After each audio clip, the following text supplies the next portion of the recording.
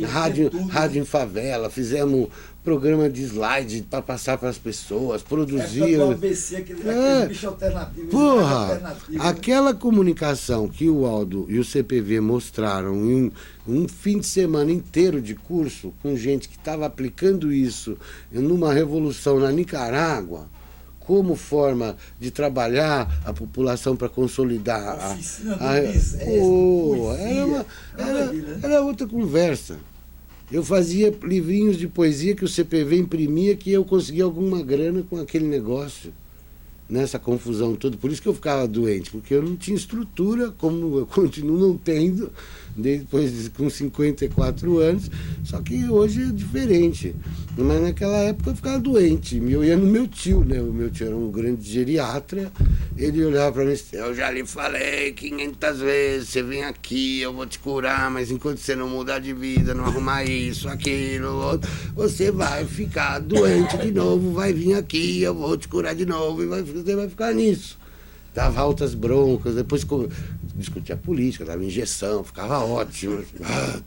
Agora vai. E voltava, entendeu? Porque não dá, você vivia precariamente. Eu era o rei da polenta, né? Aquela milharina, né? Uma milharina, água, joga umas coisas dentro, ouve, come, foda-se, entendeu? Era aquilo, era foda. É uma época cuja alimentação era precária, né? E tudo bem. A gente não tinha, assim, um papo gourmet, né? Não tinha esse papo gourmet. Então, aí você fica tendo contato com o pessoal do CPV e começa... Aí como é que ele o CPV... de trabalhar com restaurante? Então, aí tem um momento que eu começo a dar uns paus, né? A gente brigou tanto para tomar a tomada de uma área, aí os caras pegam a área e de repente você começa a ver que o cara pegou a área, já está vendendo para outro, já. Aí, em vez de trabalhar a produção coletiva, quer dizer, aí começa a ter aquela... Quebrou o cabaço, sabe? Assim, você falar que você achava que tudo é lindo e de repente você olha assim e fala, que merda, a gente faz ali, mas se fosse 3 anos para entrar na terra, o cara já está comprando a terra do vizinho, vendendo para o outro mais caro. Aí eu fui me afastando um pouco assim, fiquei meio... E aí juntou com um encontro com uma namorada antiga, que aí eu me junto com ela, aí eu vou ficar meio que... É um período que eu vivo o casamento, assim, imbricado no casamento. Isso início dos anos 90. Isso é final dos anos 80 e início dos 90. E aí eu vivo, sou 7 anos enfurnado num casamento. E é legal, porque eu aprendi a fazer joalheria, faço anel, brinco, prata, pedra, vendia na Praça Benedito Calixto, lá em São Paulo. Tinha banca de exposição de prata, porque ela fazia, eu comprei uma banquinha, ela fazia, eu olhava, aprendia também, e aprendi também, fazia junto. Aí tivemos lanchonete, aprendi a tocar aquela coisa da lanchonete, como fazer negócio. Era outra vida, era fora dessa vida, era outra vida. Então eu tive várias... Você deixou de ter contato com as pessoas? Aí fui perdendo o contato. Claro, que você não vai indo em reunião, você não vai fazendo isso, as coisas vão passando, vai encasulando. Era uma simbiose assim, neurótica de casamento. E aí eu fico naquilo, durante um tempo, até que separa. Explode, né? Explode, não dá. Eu vivi assim, né? E depois eu fico um tempo... Nesse período, esse período tem essas coisas do comércio, né? Quer dizer, por eu ter uma lanchonete, eu aprendi que... Mas puxou o lado árabe, né? Foi o árabe. Não, é que tem... No psicodrama tem 2 personagens, assim, que são fortes. Você tem o Pablo e você tem o Turco. E tem eu no meio dessa confusão. E os 3 sou eu, né? Então, às vezes, quando o Turco domina, puta, fudeu. O Turco enquadra o Pablo e esse negócio de... Que política, rapaz, vai viver, vai fazer dinheiro, fazer aquilo, cuidar da casa. É uma figura. Mas quando o Pablo inverte o jogo, rapaz, larga tudo. Como larguei tudo em um dia. Que foi quando surgiu o Armazém Memória. Mas antes do Armazém você trabalhava... Trabalhava Mas isso, de alguma maneira, acabou te dando uma determinada Não, isso tudo é... Isso é um amadurecimento no processo. Técnico, é um amadurecimento. Você passa a fazer gestão de empresa. Como é que era isso? Então, eu fiz um curso de Nietzsche, Deleuze, Guattari, com a Marisa Grebe. E quando ia entrar na terceira fase, o grupo não coube tanto conceito e coisa, implodiu e parou, né? Porque está tudo louco, né? E ali tinha uma coisa que a gente discutia, que era o tal do panóptico, né? Que era uma cadeia que foi feita, que você tinha a cadeia em si. Né? E você tem um... É antes do Foucault, mas ele analisa isso. Você tem um negócio no meio aqui que dá a visibilidade de tudo. E se tem gente ou não aqui, de repente, no começo você ouviu o cara fazer uma coisa, você fala, depois ele mesmo incorpora isso, dependendo do que tem. Foi uma análise sobre a cadeia, o modelo panóptico. E eu lembro que isso ficou comigo, assim. E eu começo quando termina o casamento, a lanchonete vai pro saco, a joalheria vai pro saco. Eu procuro a Marisa, falo, Marisa, acabou o casamento, a casa, o trabalho, tudo ao mesmo tempo. A Marisa olha para mim e fala, que bom, você tem 360 graus para fazer o que você bem entender. É verdade. Do outro lado, apesar de toda a dor, o sentimento, isso faz muito sentido, né? E eu fui me pondo no prumo. Foi quando eu fiquei um tempo na casa da minha mãe e do meu pai. E ali depois eu conheci a Paula, com quem eu estou até hoje. Isso é 94. Eu fiquei com a Doriana em 87 e 94, são 7 anos. Né? E aí que é o ciclo. Aí né? conheceu onde? A Paula eu conheci numa virada de ano no sítio da Lili, uma amiga dela, que a irmã da Paula me levou. E eu me engracei com a Paula, achei a Paula muito bonitinha. Muito bonitinha. E você aí começou a mexer com o negócio de... Aí eu estava mexendo com administração, não com o restaurante, porque a experiência do restaurante eu tive na lanchonete. E pegou gosto. Não é que pegou gosto. Eu vi que muita gente tem a lanchonete e não sabe administrar porque você fica fazendo tudo, né? Então você frita, você compra, você cuida do caixa, você faz tudo. Foi organizar a bagunça, né? Aí eu vi que existia um campo para quem é esse perfil que tem que fazer tudo, que você pode chegar lá e falar, olha, eu faço a parte do escritório organizado, eu faço uma auditoria externa. Aí você começa a entrar nessa parte informática. Eu começo a formar essa parte de coisa. Como é que é informática? Então, aí isso traz a informática, a planilha, né?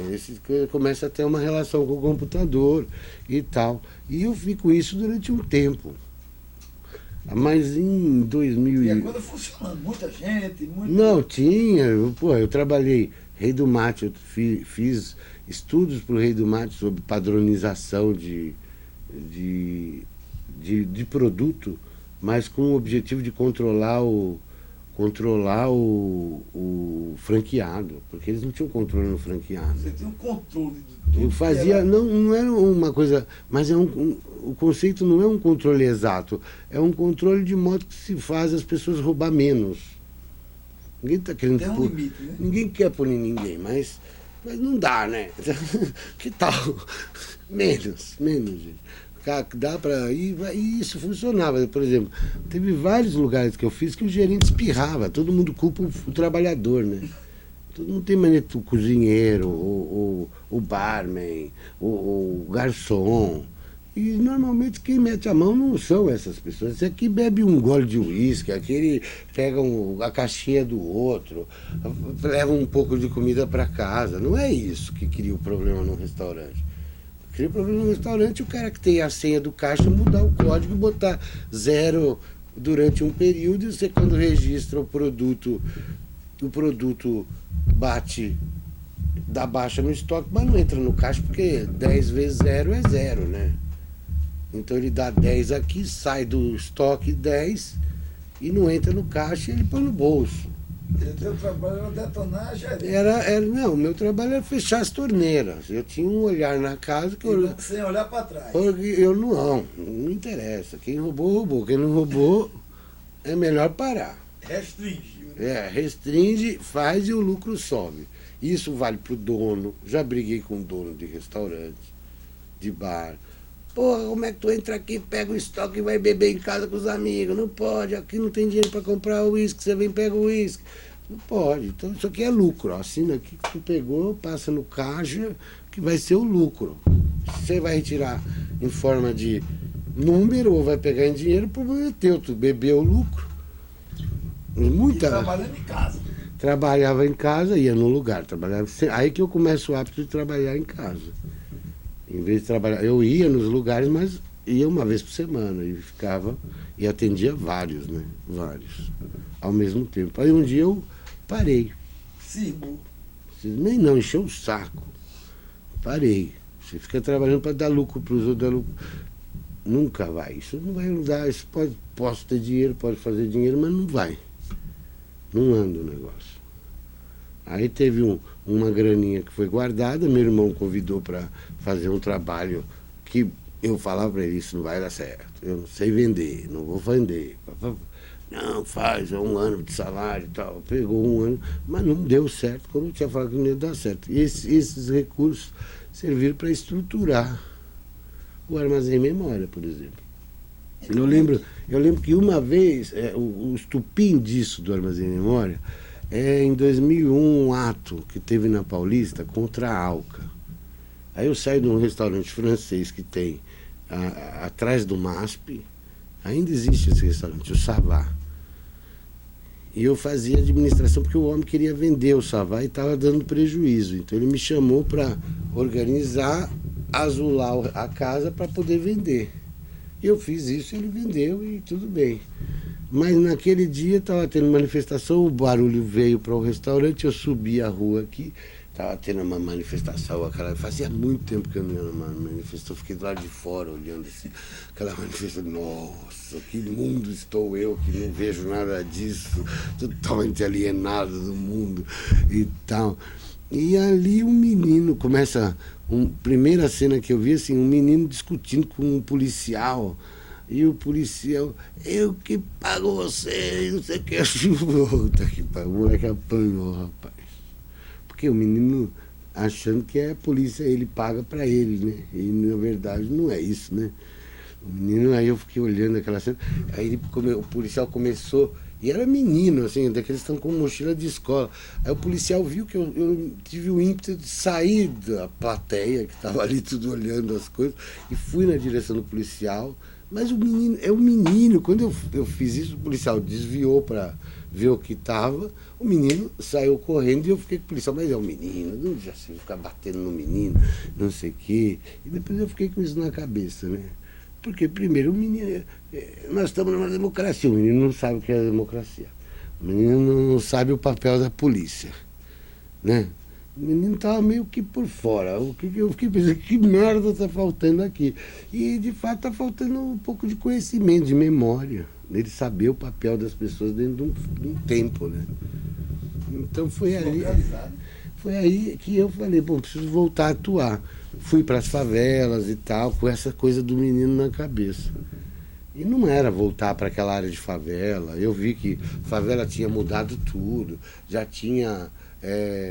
lugares que tinham construído Singapura, do Maluf, atrás do Singapura continuava a favela, aí no canto de casa da Nicarágua, que tinha a Nicarágua, e ela ia até perto do rio, tinha surgido uns cantos meio quase palafitas ali, quer dizer, a merda era ainda geral ali naquela condição de vida. E eu falei, não é voltar aqui, voltar àquela atividade. E aquele menino importunando a minha cabeça, eu falei, tá faltando trabalho de memória, né? Então foi aí que eu comecei a organizar uma ideia de construir o armazém memória. Não, eu ainda trabalhei um tempo fazendo as coisas e o armazém memória sendo matutado, isso, aquilo e tal. Mas aí chegou um momento que eu saí de todos os trabalhos.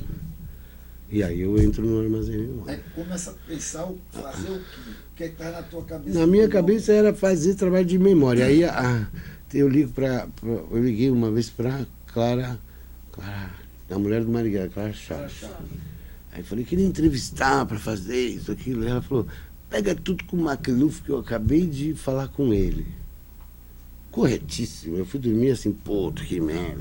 Eu acordei novo. Falei, ela está coberta de razão. Por quê? Porque não é que ela está me negando uma... Primeiro que eu não sou ninguém ali, né? Quem é o cara que está me ligando? Mais um que vai... Não é? Ela sempre foi aberta, sempre deu depoimentos. Ela acabou de dar um depoimento. Por que eu tenho que dar mais um depoimento para mim, o negócio? Por que não pode... O trabalho não pode ser coletar esses milhares de depoimentos que já foram dados, então, que ninguém nem ouve, né? Então o Armazém, ele traz um mote, um resgate coletivo da história, do esforço de recolher o esforço coletivo de cada um que gravou. Juntar, né? E juntar essas coisas e pôr isso para disponibilizar e você poder produzir em cima do que já existe também. Não precisa toda hora você vai fazer daquele que nunca fez.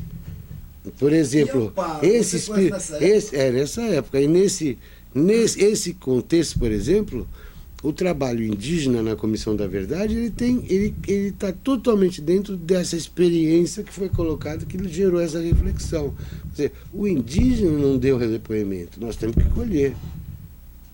Mas já a Clara já deu 20, 30 vezes o depoimento. Por que ela tem que dar mais um para mim? Por que eu vou usar esse tempo para isso, em vez de usar esse tempo para aquele que nunca deu um depoimento? Porque eu não posso... É problema de ego? Não é porque eu não tenho essa coisa de... tem que ser para mim. Isso. Não, o depoimento foi dado para o outro cara, dá o nome do cara. Não, aí eu comecei o primeiro ponto do tema era o quê? Brasil Nunca Mais. Né? Foi ali que comecei a falar, não, tem que recuperar o Brasil Nunca Mais. O Brasil Nunca Mais é importante, porque o menino... Você encontrou a papelada na Unicamp. Porque o menino não tinha noção da função, aquela cena, é psicodrama, né? Então eu olho aquilo e falo, aquele menino, aquele policial, faço a leitura daquilo. Aquilo é um tablado para mim. A gente se conhece que em 2001? Nós estamos conhecendo em 2001, quando eu começo a construir o Armazém Memória, porque você já estava fazendo o DHNet. DHNet 95. Isso, você já estava fazendo. Via Aldo e Luísa. E eles vão aproximar, tem um cara fazendo coisa. Eu sei que teve uma entrega de um prêmio. Qual o nome do operário lá que foi morto? Santo Dias. Santo Dias. Eu fui lá para assistir, não fui para receber.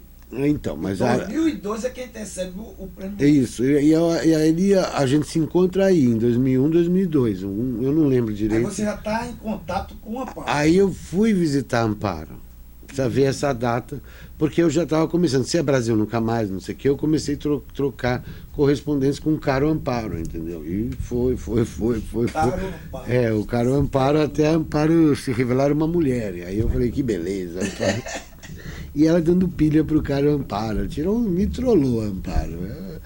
Brincou comigo. Mas tudo bem. Foi, né? Porque Amparo naquela época só por isso que eu falei 10 cópias do Brasil Nunca Mais. Eu comecei. 10 volumes, eu né? peguei. Ela mostrou os 10 volumes, ela mostrou o arquivo do Tortura Nunca Mais de Pernambuco. E isso que eu falei no encontro que teve aqui. Quer dizer, Amparo tem uma importância enorme para porque ela podia ter me recebido e falado, é mais um maluco que vem querer perturbar. Não, que vem com essas curiosidades que começa agora e depois passa. Mas ela não, ela foi, acolheu isso, ela estimulou a entrada no grupo Tortura Nunca Mais. Falou, se tiver problema para entrar em grupo Tortura Nunca Mais, diga que você é Tortura Nunca Mais de Pernambuco. Aí ajuda, você acolheu enquanto instituição. Aí ela mostrou que não era só memória. Nessa visita, tudo isso numa coisa... A questão do presente. Porque ela levou para ver os trabalhos de agora, e não os trabalhos só do que era a história de quem fez lá atrás. Então, isso tudo sempre teve um impacto na minha forma de atuar e pensar o Armazém Memória. Porque são questões que estão no seu começo. Nas reflexões do que fazer com uma coisa dessa. Foi feito no início? Sempre pensando no Brasil Nunca Mais. Então, no início começou uma construção para fazer esse negócio. Então era Brasil Nunca Mais e era reforma agrária. Né? Começou pensando nessas coisas. Aí, o Brasil Nunca Mais, comecei a mapear onde tinha, vi Amparo, voltei, comecei a entrar no Tortura Eu lembro Nunca que você Mais. falou que tinha encontrado 1 milhão de cópias numa sala para a banda da Unicamp, era isso? Não, a Unicamp tem o acervo físico do... Eles que receberam o acervo, não é que eu encontrei. Aquilo existe, foi doado e sempre funcionou, e sempre tiveram pesquisas, o acervo mais pesquisado dentro da Unicamp era o Brasil Nunca Mais, no papel, né? Aquela, o xerox do Brasil Nunca Mais que estava lá. Você está falando de uma das 10 cópias dos 12 volumes. Não, eu estou falando do acervo inteiro. Ah, sim, da papelada? Eu mapeei, procurei, andei e tal, mas aí eu consegui, conversando, porque o Lula assume em 2003. E aí, então, o Armazém, ele tem essa relação com o ambiente político do Brasil, com a abertura que o Lula vem trazer a novas questões, novas ideias e tudo mais. Nesse campo, principalmente de memória, quer dizer, você veja que com o golpe de 2016, esses assuntos todos, tem uma pedra em cima. Se ficar falando muito com isso, vai ouvir não enche o saco. Né? Agora, lá não. Então, comecei a mexer com isso, comecei a participar do Tortura Nunca Mais. Em 2001 mesmo, já. E sempre quieto, passei 1 ano quieto no Tortura Nunca Mais no começo. Assim, você vai ganhando a confiança aos poucos. Eu não sou parente de desaparecido político, não sou parente de preso político, não sou parente de morto durante a ditadura. Sou uma pessoa que sempre teve essa preocupação. No tempo da favela eu comprava livros que foram escritos sobre... livros de história que foram escritos para o tempo do Brizola como governador no Rio de Janeiro, que nunca foram usados ou que sobraram muitos que estavam no sebo. Eu comprava isso para distribuir no barraco cultural porque eles iam até a ditadura, justamente. Não era aqueles livros de história que eu estudei história no Colégio São Luís, que acabava no Getúlio, né? José Vida. Acabava no Getúlio. Como se depois do Getúlio não tem mais nada. Você não estudava uma coisa mais que tenha uma consequência mais no nosso presente, como é a questão do tempo da ditadura, né? Então, ali andou isso, comecei a construir pequenos projetos. Então, houve o projeto que fez a revista da Abra, foi um dos primeiros projetos que eu trabalhei, foi recuperar no arquivo do Plínio de Arruda Sampaio toda a coleção da revista da Abra. Foi aí que eu apliquei o DocPro a primeira vez, que é chamada... 2003 já. 2001 a 2003 ainda é a construção, conversa aqui, pensa lá, faz isso aqui. Aí começa a engatar, né? Aí começa a concretizar as coisas. Então sai o projeto de pôr o Brasil Nunca Mais, os 12 tomos no ar. Sai o projeto de fazer o material do Plínio. Aí, quando faz o material do Plínio, o pessoal do MST passa o jornal do MST para fazer junto. Aí começa a criar a hemeroteca agrária, começa a desenvolver o Brasil Nunca Mais com livros. Aí começa, aí já vai. Aí já começa a tecer as coisas e até começar em 2011 aquela ideia de pôr o Brasil Nunca Mais inteiro no ar de 2001. Aí como é que você veio falar de Tchuk? Então, aí eu começo a mapear aonde está, nesse período de 2001, 2011, quando o Ministério Público fecha a parceria para criar o BNM Digital, eu vim em pesquisas atrás desse homem. Você ouviu falar a primeira vez quando? Eu vi falar a primeira vez dele quando eu entrevistei aquela advogada, a Eni Raimundo Moreira. Quem foi que teve a ideia? Que não teve a ideia. Quer dizer, primeiro, o Armazém, se você entrasse na Unicamp, o crédito do Brasil Nunca Mais, no verbete, nas coisas da Unicamp, até hoje não está corrigido. Coloca para Dom Paulo, para as coisas. Não, o Armazém Memória de cara corrigiu isso.